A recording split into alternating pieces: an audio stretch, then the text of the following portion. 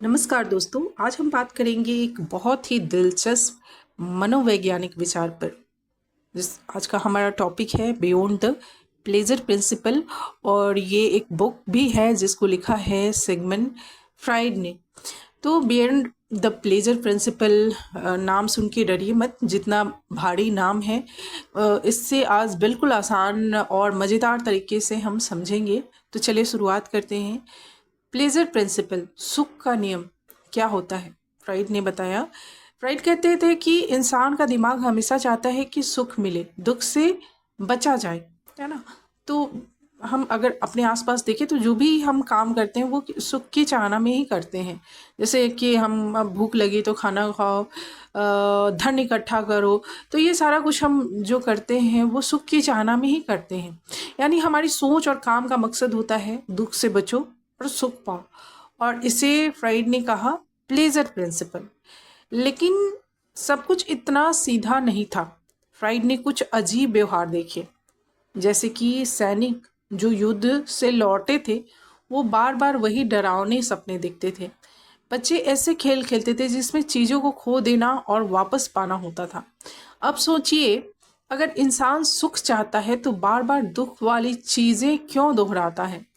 तो फ्राइड ने इस व्यवहार को नाम दिया रिपीटिशन कंपल्जन ना, यानी बार बार दुख या तकलीफ दोहराना।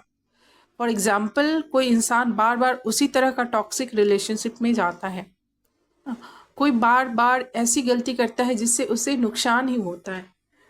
अब फ्राइड सोच में पड़ गए कि क्या इंसान के मन में कोई और ताकत भी है जो उसे दुख की ओर खींचती है।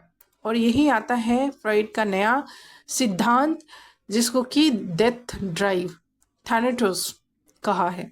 फ्राइड ने कहा कि हमारे मन में एक छुपी हुई इच्छा होती है, शांति की, स्थिरता की और आखिर में मृत्यु की।